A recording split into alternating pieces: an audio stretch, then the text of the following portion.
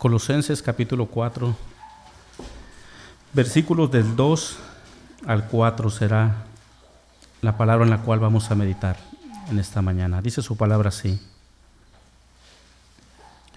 perseverad en la oración, velando en ella con acción de gracias, orando también al mismo tiempo por nosotros, para que el Señor nos abra puerta para la palabra, a fin de dar a conocer el misterio de Cristo, por el cual también estoy preso, para que lo manifieste como lo debo de hablar. Oremos. Bendito Dios, gracias. Gracias te damos nuevamente, Señor, por, como leíamos, Padre, en la carta de Efesios. Gracias por esta salvación, Padre, para nuestras vidas, nuestras almas. Gracias porque por tu puro amor, Señor, fuimos nosotros salvados. Y en esta hermosa mañana, Padre, te pedimos que tu palabra venga a caer en nuestro corazón y como el profeta Jeremías decía, Señor, que sea ese martillo que quebrante nuestro corazón, Padre, y que podamos ser retenedores y hacedores de ella, Señor. Gracias por tu infinito amor y tu gran misericordia. Reciba la honra por siempre. Amén. Para el creyente verdadero, hermanos, la oración nunca es una opción, sino siempre es una oportunidad para poder acercarse al trono de Dios. Cuando hablamos de oración, significa tener una relación íntima con Dios, y que también por medio de ella el cristiano puede recibir consuelo, fortaleza y ánimo en cualquier circunstancias de la vida. El día de hoy estaremos tratando el tema de la oración en el creyente, y aunque sabemos que es un mandato de Dios y que siempre se nos exhorta a orar, es la parte más descuidada del cristiano. Entonces hoy tomaremos como ejemplo la vida de Pablo, como un hombre de oración que no le importaba cualquier circunstancia en la cual él estaba pasando, él siempre era un hombre, siempre fue un hombre perseverante en la oración. Pablo sabía esto y por esta razón él exhorta a los creyentes de la iglesia de Colosas a que fueran hombres y mujeres de oración. Estos versículos ahora nos ayudarán a nosotros a examinarnos en qué tanto tiempo nosotros tomamos para orar. Si eres un creyente que oras constantemente, te animo a que lo sigas haciendo. Pero si eres un creyente el cual ha descuidado este medio el cual el Señor nos ha dado para tener esa comunión con Dios, te animo a que medites y regreses a ello. Para dar un poco de contexto sobre esta carta de Colosas, Pablo no fue el fundador de ella, sino Epafras, un hombre que se había convertido en un viaje misionero de Pablo que hizo a la ciudad de Éfeso. Pero lamentablemente, como sucede en algunas iglesias, en la iglesia de Colosas estaban levantando falsos maestros que estaban introduciendo a la iglesia falsas enseñanzas, y por esta razón Epafras emprende un largo viaje cerca de 3,000 kilómetros para buscar a Pablo, que estaba preso allí en Roma. Pablo escribe esta carta desde ahí, alrededor del año 60 al 62 aproximadamente. Epafras fue un hombre, fue un creyente preocupado por la iglesia de Colosas. Y de la misma manera Pablo fue un hermano que se preocupó constantemente por todas las iglesias. En estos versículos del 2 al 4 vamos a examinar 3 puntos. Primero de ellos, la oración y la perseverancia. El número 2, oración y el avance del evangelio. Y el número 3, la oración y la sabiduría en el evangelio. Estos 3 puntos somos los que vamos a estar observando en estos versículos. Ponga sus ojos ahí en la primera frase del versículo 2. Pablo escribe y dice a los creyentes: perseverad en la oración. Creo que es importante mencionar que Pablo en sus cartas siempre exhortó a sus lectores a que fueran hombres de oración. Por ejemplo, Romanos capítulo 12 dice él: gozosos en la esperanza, sufridos en la tribulación, constantes en la oración. A los creyentes de Tesalónica les dijo: orad sin cesar. A Timoteo le escribe y le dice: exhorto ante todo que hagan rogativas, oraciones y peticiones y acción de gracias por todos los hombres. Pablo le dio a la oración una parte importante de su vida. Él fue un hombre constante en la oración. Ahora, esto también nos ayuda a nosotros y nos hace meditar en nuestra vida de oración, si la estamos llevando a cabo. Entonces, Pablo comienza con esta exhortación: perseverar en la oración. Si tú has leído esta carta, recordás en los capítulos anteriores, Pablo había exhortado a los creyentes a que quisieran morir lo terrenal que habían ellos. Esto significaba que debían de apartarse del pecado. También había exhortado a grupos diferentes que estuvieran sujetos unos a otros, como las esposas, esposos, padres, hijos, siervos y amos. Entonces, la manera en la que los colosenses podían hacer morir lo terrenal y someterse los unos a otros sería a través de la entrega continua de la oración. Y ese es el principal motivo que Pablo dice aquí: orar, la exhortación a orar. Ahora, con esto en mente, no es casualidad que Pablo hiciera esta exhortación sobre la oración. Hermanos, la oración logra que un creyente sea humilde y pueda estar sujetos a los demás con un amor y con humildad. Sin la oración, el hombre se vuelve arrogante, altivo, soberbio. Si descuida la oración, también se debilita la relación con Dios. Cuando la persona no ora, se aleja de la iglesia. La oración en el creyente es fundamental, es prioritaria en la vida del creyente. También, si la persona no ora, se hace vulnerable a la tentación, ya que cuando no se ora, no se busca la fortaleza de Dios para resistir la tentación, y por lo tanto el cristiano es más propenso en caer en pecado. Cuando el creyente descuida esa comunión con el Señor a través de la oración, está propenso a caer en pecado. Y como lo mirábamos en la carta de Pedro, Satanás está buscando ese tipo de descuidos en el creyente para entonces lanzarse sobre él como una presa, como un depredador a su presa. Por eso es tan importante la oración en la vida del creyente. La oración es la expresión más importante de la vida de uno.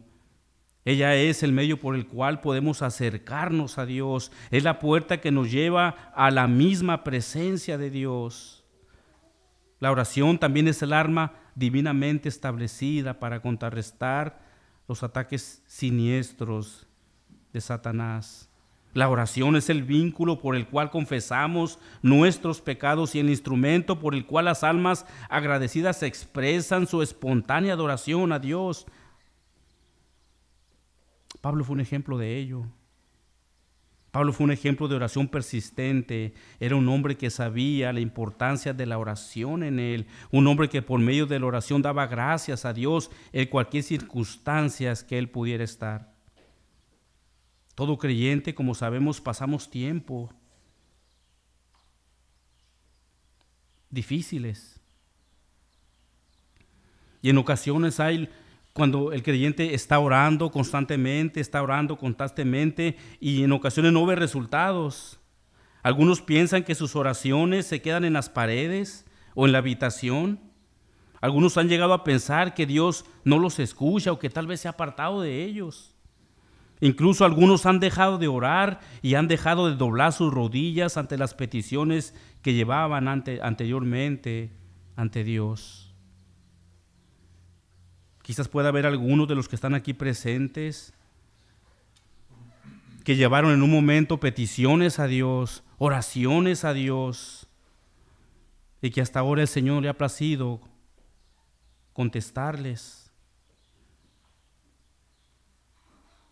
Y quizás han dejado de orar por ello.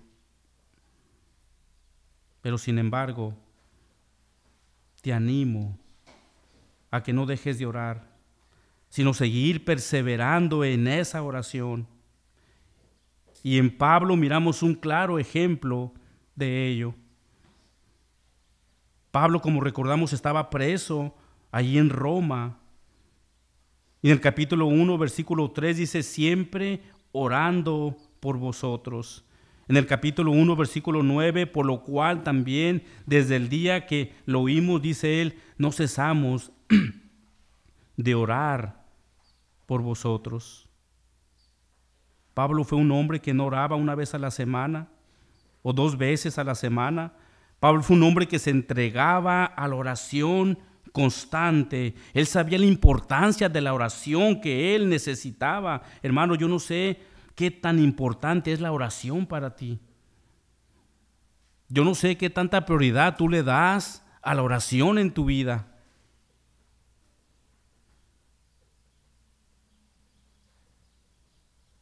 Yo no sé qué tanto tiempo te metes en intimidad con el Señor.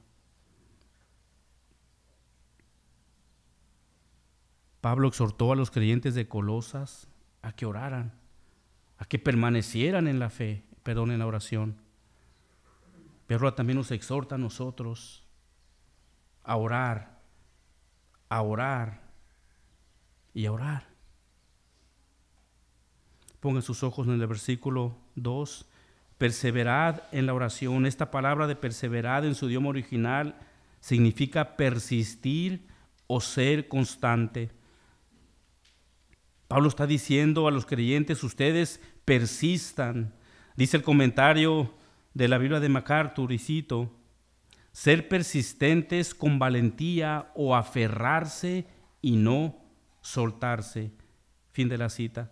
Dice otra versión de esta palabra, manténganse constantes. El libro de Hechos nos narra que todos los discípulos subieron al aposento alto y todos perseveraban en la oración. Dice Hechos 1:14, todos estos perseveraban unánimes en la oración y ruego con las mujeres. La oración fue una característica de los primeros cristianos. Todos ellos perseveraban en la oración y esa oración debe ser una característica ahora también para cada uno de nosotros. No solamente es la responsabilidad del hombre, también es la responsabilidad de la mujer. Como creyente debe de perseverar en la oración. En una ocasión le preguntaron a Spurgeon, le dijeron, Señor, ¿qué es más importante, orar o leer la Biblia?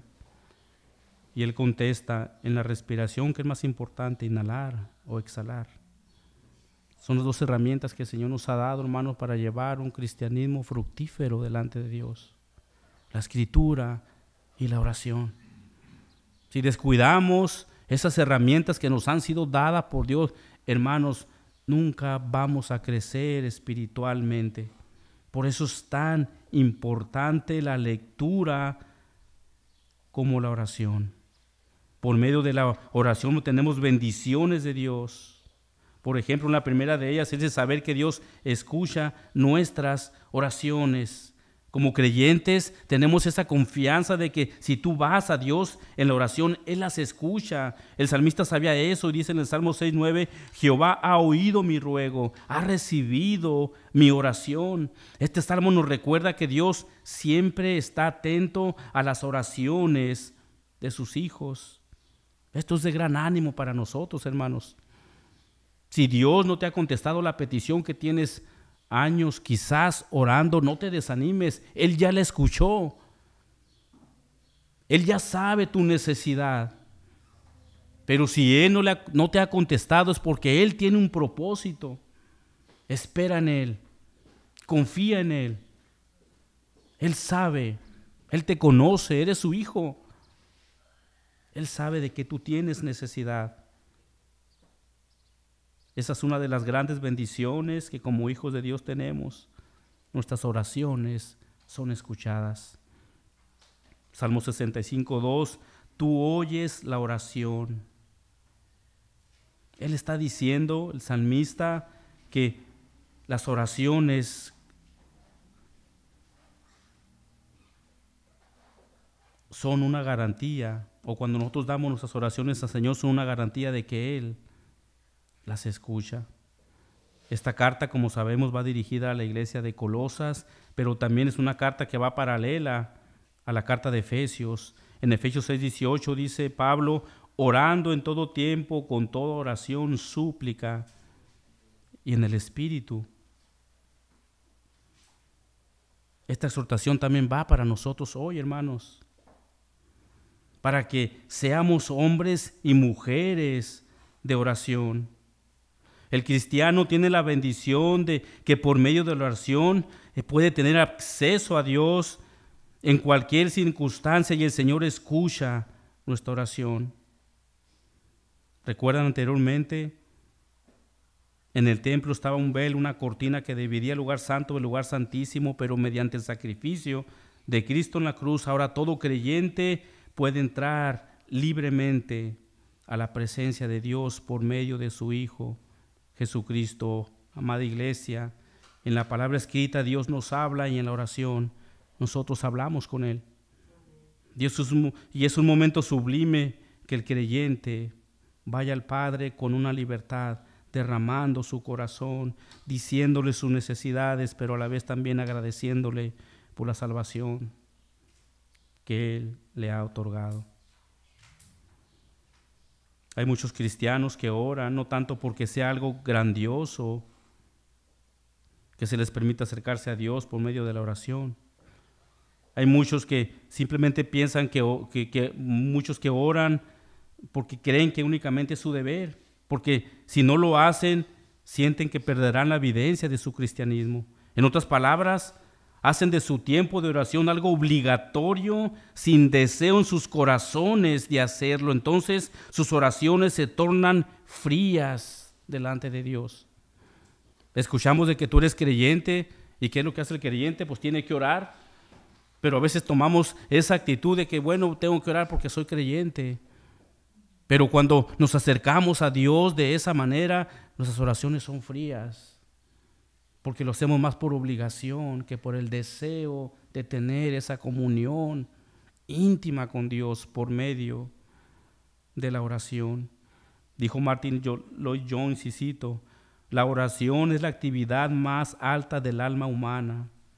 Por eso es a la vez la prueba suprema de la verdadera condición espiritual del hombre. Cuanto más tú oras, cuanto más tú lees la palabra, más creces espiritualmente.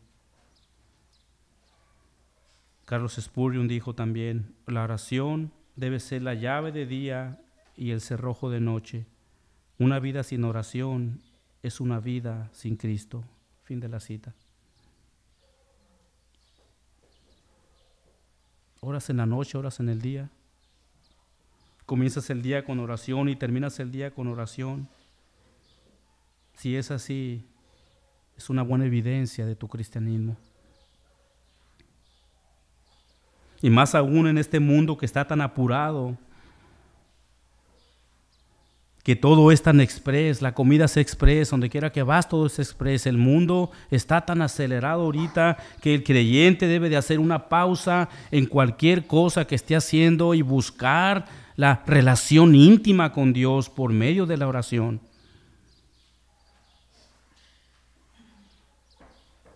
¿Cada cuánto vas al Padre oración, amado hermano? ¿Logras tener esa intimidad o doblas tus rodillas y estás orando, pero te acuerdas de que te tienes que ir a trabajar o te tienes que hacer esto y que el otro ya estás desesperado por levantarte para hacer aquello?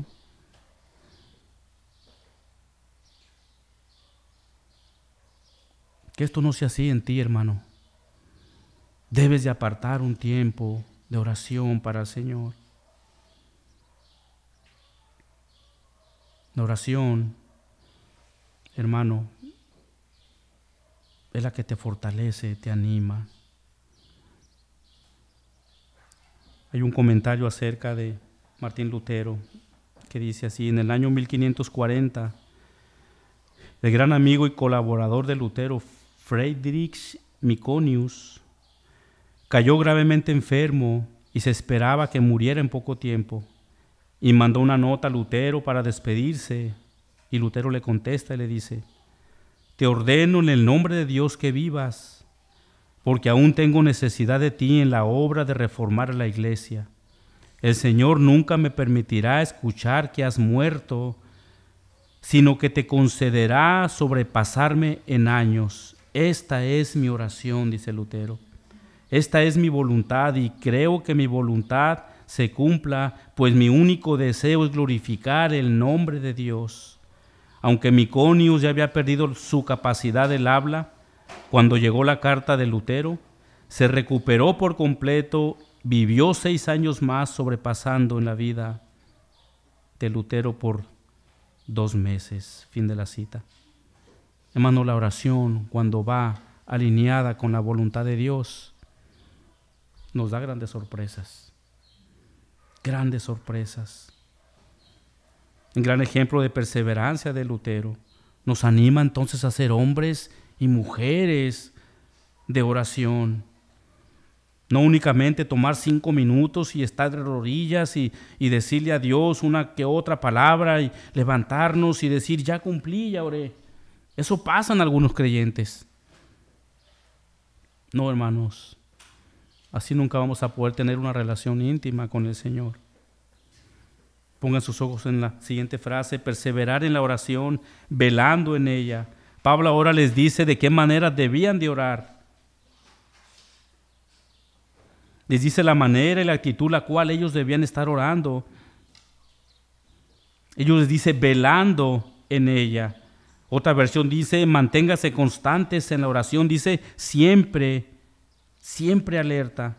Ustedes recuerdan en Hechos capítulo 26, cuando Jesús estaba en el Getsemaní, ya estaba unas horas de ser aprendido por la guardia romana. Y miren lo que Jesús dice a sus discípulos en Mateo 26, 38. Entonces Jesús le dijo: mi alma está muy triste hasta la muerte, quedaos aquí, dice, y velad conmigo. Aquí miramos la misma palabra que Jesús usa, a la misma palabra que Pablo está diciendo aquí. Velando significa mantenerse despierto. Más adelante, en el versículo 40, dice Jesús: vino luego a sus discípulos y los halló durmiendo, y dijo a Pedro: ¿así que no has podido velar? O sea, ¿no has podido mantenerte despierto conmigo 1 hora? Es el mismo pensamiento entonces que Pablo tiene aquí, que no se duerman. Él está diciendo: manténganse siempre despiertos mientras están orando. ¿Quién de nosotros en ocasiones empezamos con un ferviente deseo de orar, pero el cansancio nos gana y nos empezamos a ir? Nos viene el sueño pesado, y cuando oramos ya no estamos en un razonamiento para tener esa comunión con Dios, y empezamos a decir cosas que no son. Ya nuestra mente no está centrada porque no estamos despiertos, no estamos velando mientras oramos. Nuestras oraciones se vuelven errantes y sin sentido. Por eso Pablo dice: manténgase despiertos en la oración. Y añade Pablo: con acciones de gracias.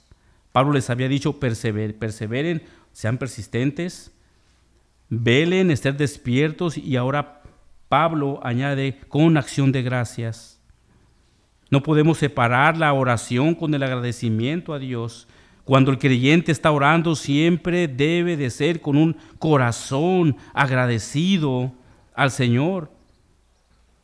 Por ejemplo, podemos mirar ahí en el capítulo 3: y todo lo que hacéis, sea de palabra o de hecho, hacedlo todo en el nombre del Señor, dando gracias a Dios Padre por medio de Él.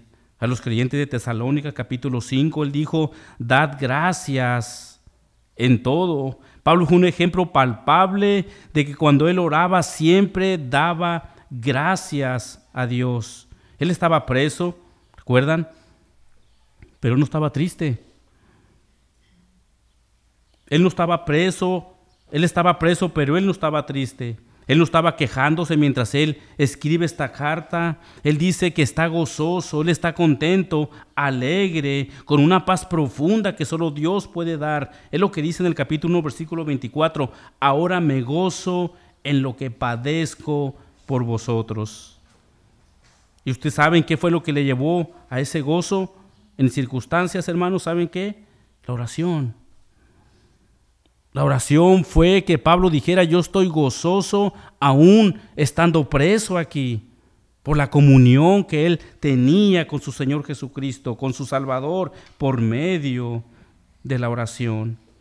En el capítulo 1, versículo 3 dice: siempre orando por vosotros, dando gracias a Dios. Miramos cómo Pablo relaciona entonces la oración con la acción de gracias. El énfasis repetitivo de Pablo es a que sean agradecidos mientras estamos orando.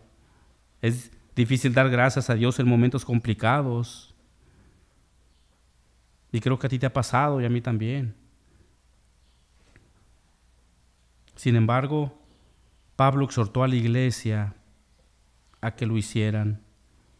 Amados hermanos, recordemos que si somos hijos de Dios, las cosas que podamos estar pasando, Dios las permite aún en medio de su soberanía. Él tiene todo en completa armonía con sus planes para cada uno de nosotros. Por lo tanto, te animo a que busques esa intimidad con Dios en la oración.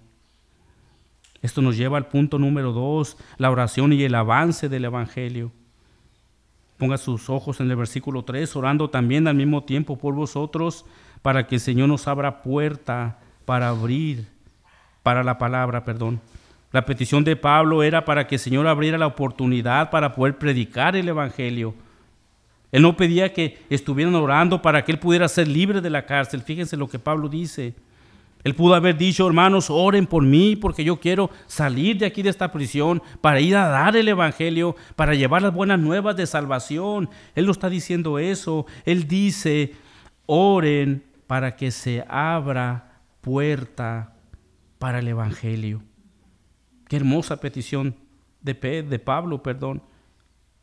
Si nosotros estuviéramos ahí presos, hermanos, quizás nuestra oración fuera diferente, ¿cierto? Familia, consíganse un buen abogado, vayan a los mejores, vendan la casa, vendan el carro, pero yo quiero salir de aquí. Pero no así en el corazón de Pablo. Él dice: oren para que el Señor nos abra la puerta para la palabra. Pablo está seguro que si Dios mismo abre la puerta para el Evangelio, Él haría completamente la obra. Dice William MacDonald, y cito: puede ser tan fácil como creyentes abrir puertas por sí solos y no estar en la voluntad de Dios. Y podríamos pronto descender a los medios carnales para llevar a cabo lo que pretendemos que es la obra de Dios. Fin de la cita. Hay tantas personas que se abren puertas a sí mismos y pretenden ser o decir que es la obra de Dios. Y esto no es así. Pablo estaba seguro que el Señor abría las puertas para el Evangelio, la semilla traería frutos aún estando él preso. Y a manera de aplicación para nosotros, hermanos, esa también debe de ser nuestra oración prioritaria. Debemos de orar para que el Señor abra puertas, para que podamos como iglesia ir y llevar el Evangelio de salvación a los perdidos, para que nuestra iglesia pueda multiplicarse y que el Señor levante hombres de aquí mismo, para que se abran más iglesias bíblicas aquí en Ensenada, cuando el Señor le plazca. Esa debe de ser nuestra oración. Y saben, hermanos, yo personalmente esa es mi oración. Que el Señor levante de entre ustedes hombres que se levanten, que estén deseosos de servir al Señor y multiplicarnos como iglesia. Esa es la petición que debemos de tener. Y también es la petición cuando vamos cada sábado y salimos a evangelizar, para que el Señor abra puertas, toque corazones y las personas puedan escuchar el Evangelio de Dios. Incluso nosotros reconocemos que la oración es tan importante que aun cuando salimos en grupo a evangelizar, como no podemos hablar todos a la misma vez, mientras uno predica el Evangelio, el otro está orando por la salvación de esa alma a la cual se le está predicando. La oración, hermanos, va incluida en toda la vida del creyente, en todo lo vivir. Sin la oración, hermanos, somos débiles. Pablo pedía, Señor, hermanos, oren para que el evangelio pueda ser predicado. Llevar el evangelio es un mandato de Dios para la iglesia. Por lo tanto, todo creyente debe salir y debe llevar las buenas nuevas de salvación. Es nuestro deber y es el mandato de Dios de ir y predicar el evangelio a toda criatura. Mateo capítulo 28, la gran comisión, pero que en algunos creyentes, lamentablemente, la gran omisión. No lo hacemos, no lo hacen.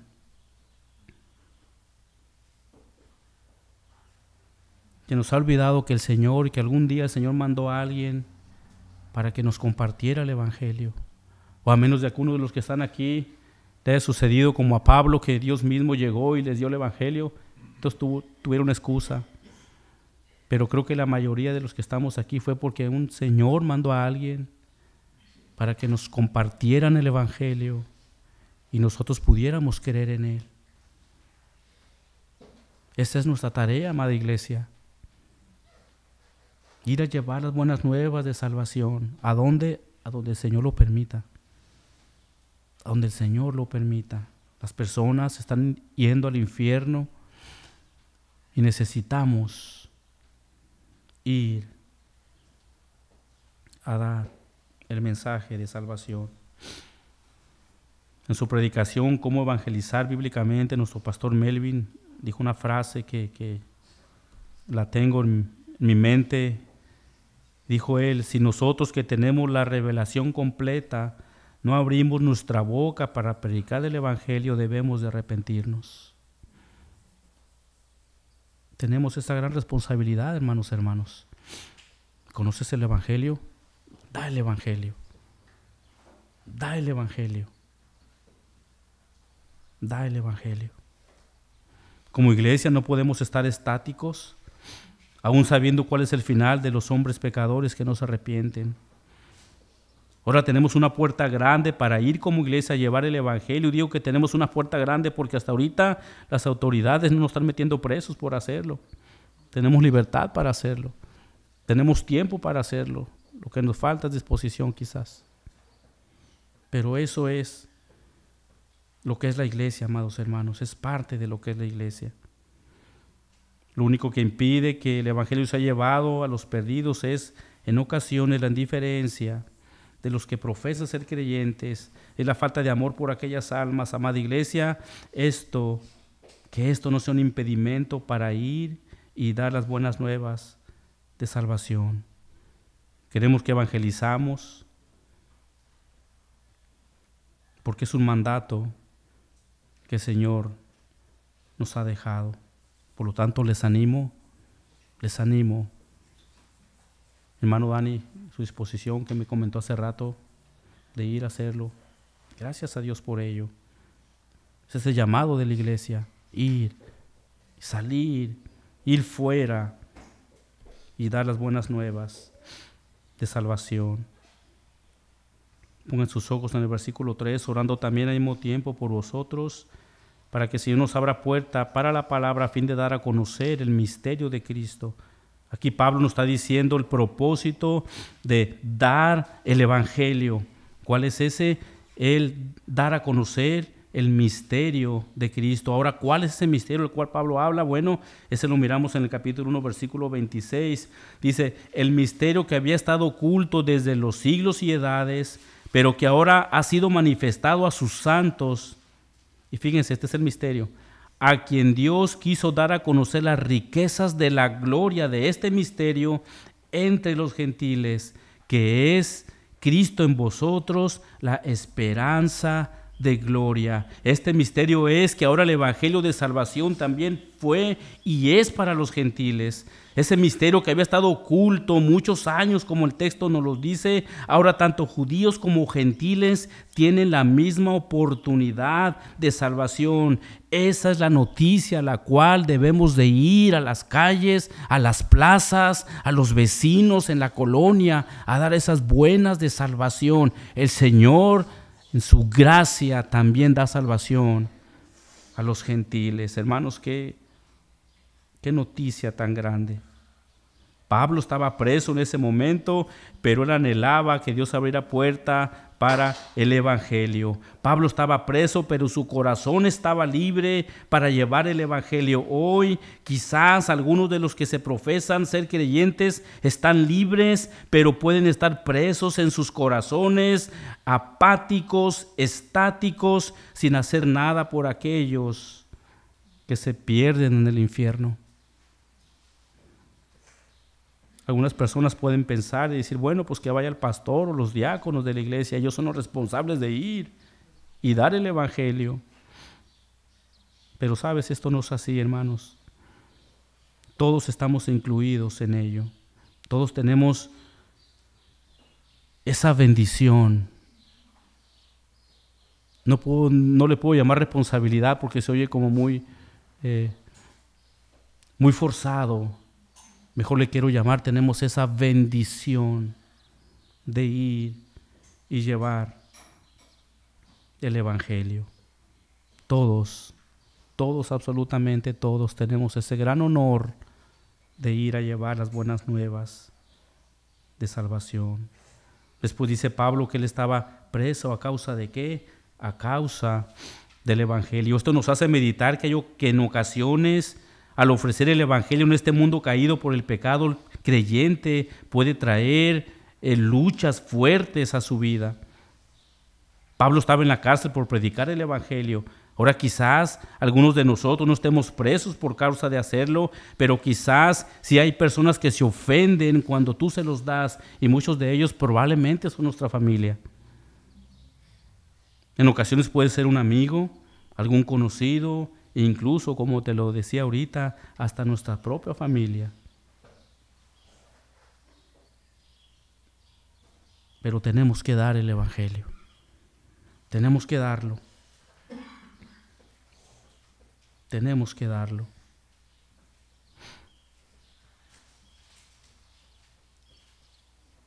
Dar el evangelio molesta a las personas porque el evangelio lo confronta con su pecado, con su maldad. Las personas no quieren escuchar que son pecadores. Ellos quieren escuchar que todo está bien, que no son tan malos para ir al infierno. Pero cuando el evangelio es dado de una manera bíblica, los confronta, se enojan, se molestan. En ocasiones hasta quieren golpearte. Nos ha pasado allá en playas. Pero Dios es bueno y Dios nos manda a que lo hagamos. Con esto nos vamos al punto número 3, la oración y la sabiduría en el evangelio. Pongan sus ojos en el versículo 4 para que lo manifieste, dice, como debo de hablar. Pablo pide oración para que él pueda compartir entonces el evangelio, como ya lo mirábamos. Ahora dice, de una manera correcta, para que el evangelio sea predicado de una manera clara, para que Dios les dé sabiduría para dar el evangelio concreto, puro. Otra versión dice, oren para que yo les dé a conocer tan claramente cómo debo de hacerlo. Hoy en los círculos cristianos, ese tipo de evangelio claro y puro ha faltado en los púlpitos. Y claro, no estoy diciendo que en todas las iglesias, porque creo en mi corazón que sí hay iglesias que predican fielmente el evangelio.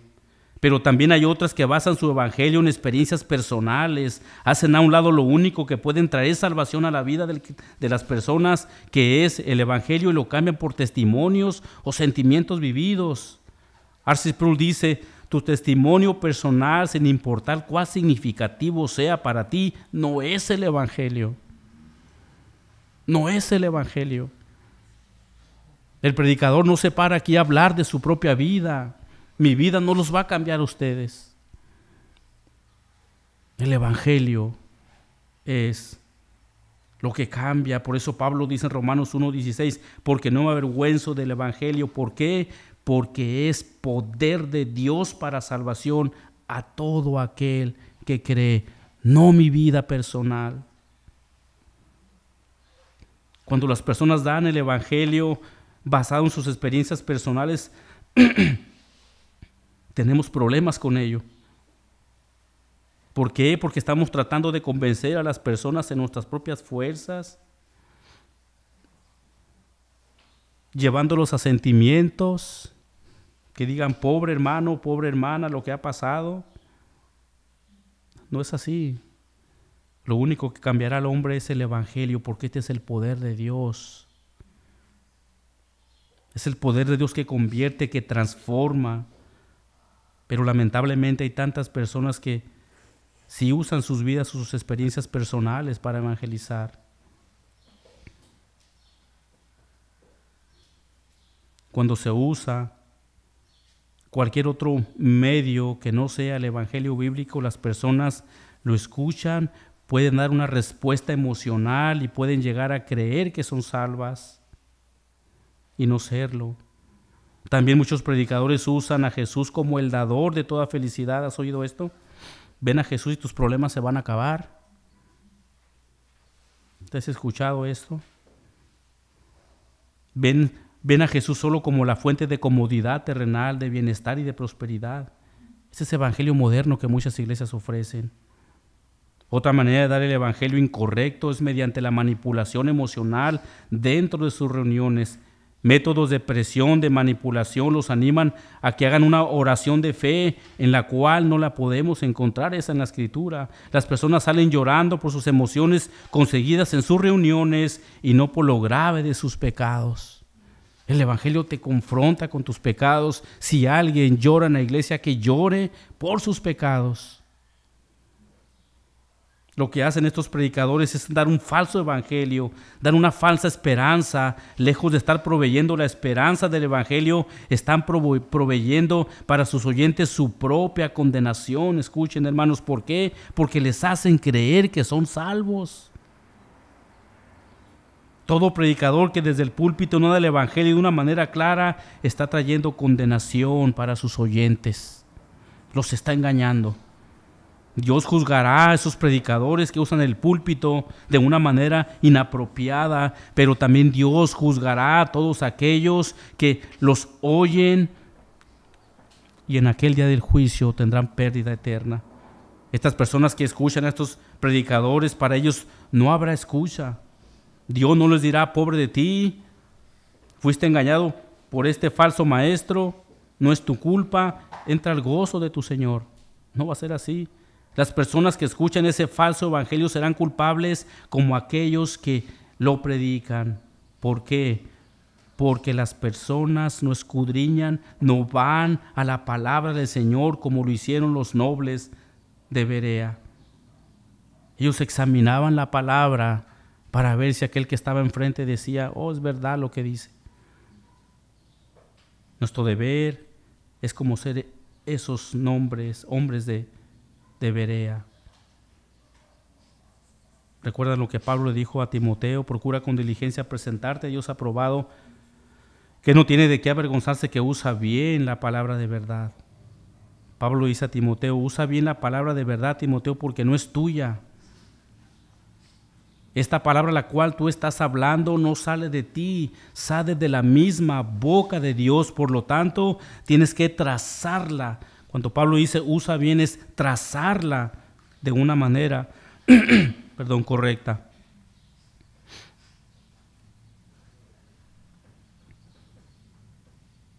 Necesitamos como creyentes, hermanos, como ya lo miramos al principio, que la oración, hermanos, que la oración siempre esté involucrada en cada área de nuestras vidas, cada momento de nuestras vidas. Miramos el punto número 1, la oración y la perseverancia. Debemos de permanecer en oración constante. Como creyentes debemos de saber que por medio de la oración recibimos fuerza, por medio de ella tenemos comunión con Dios. La oración y el avance del Evangelio, debemos de orar para que el Evangelio sea llevado a los perdidos, como también fuimos nosotros una vez, pero por la gracia de Dios, de alguien que nos llamó, nos dio el Evangelio.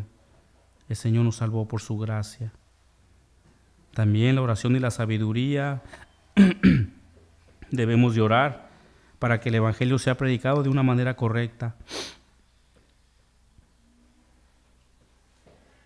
Necesitamos la oración en nuestra vida.